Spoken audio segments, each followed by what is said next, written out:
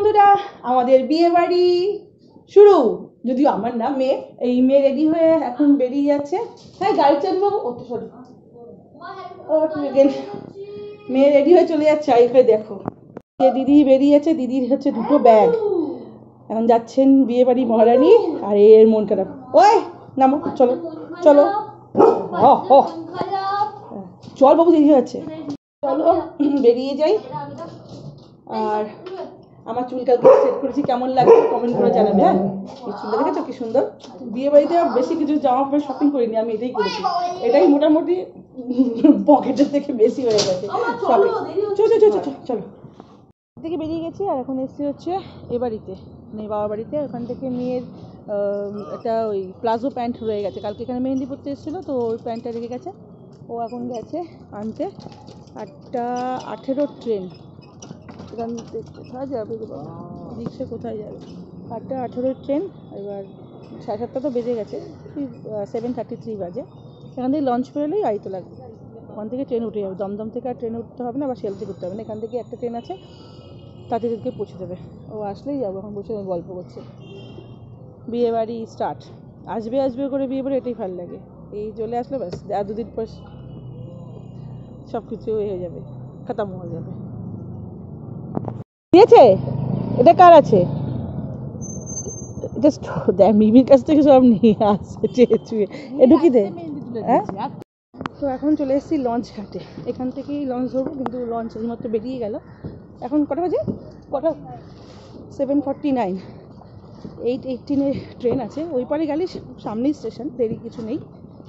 ওই যে লঞ্চ আসছে, চলে যাই। আর এই যে ম্যাডাম পেছনে।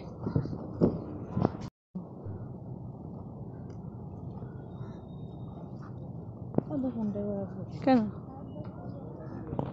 কেন কার আছে বলে বললাম।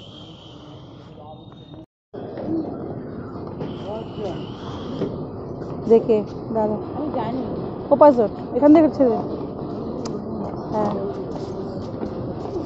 নো। চলে এসেছি। এই যে এটা হচ্ছে আড়িতলা স্টেশন।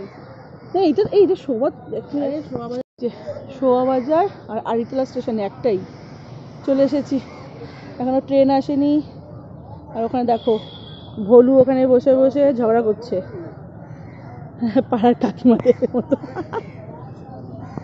ট্রেন আসতে এখনো দেরি আছে, অনেক দেরি আছে। আমরা তো আগেই চলে এসেছি। চলো এখন একটু বসি, ওকে ট্রেনে তুলে দেবো।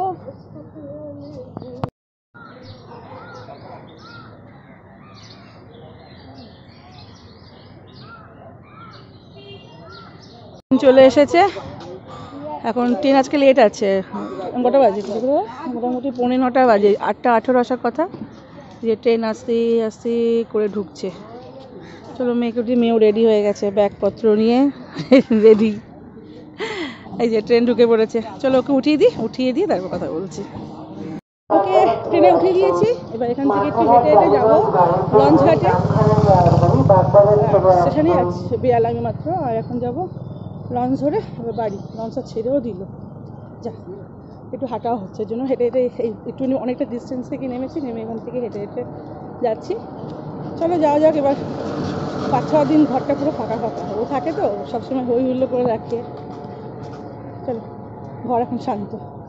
বাড়ি যাই, জল খাবার নিয়ে দেবো বাড়ি।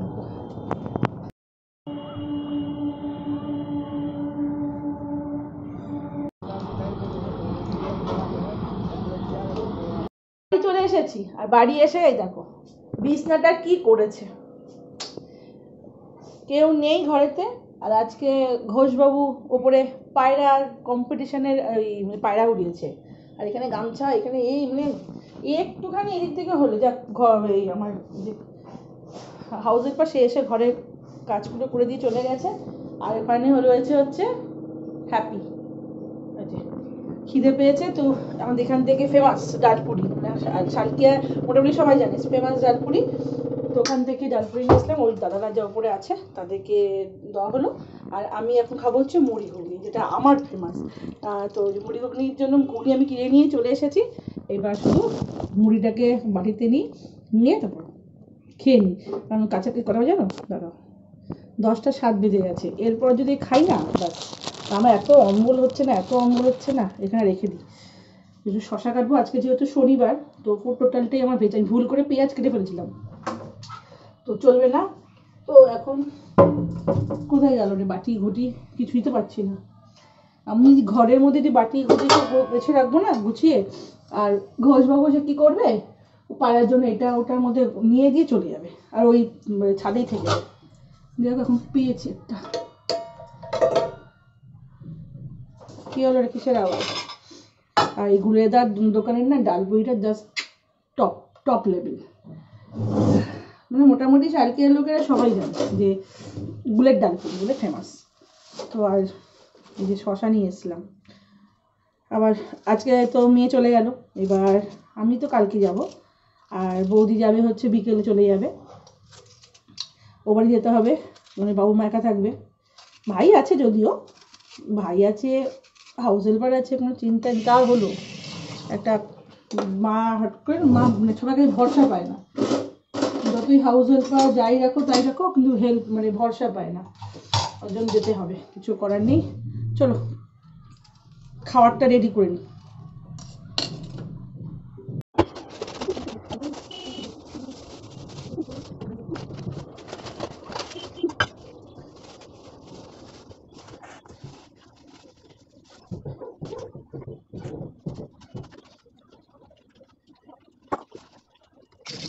তো আমি এসে জলখাবার খেয়ে দিয়ে ফোন ঘাটছিলাম, অনেক দেরি হয়ে গেছে, আর ভিডিও অন করিনি।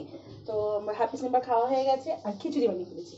রান্নাঘর পুরো ম্যাশ হয়ে আছে, কিছু গোছায়নি। ফোন যদি দেখতে বসে পড়ি না, খুব খারাপ হয়ে যায়।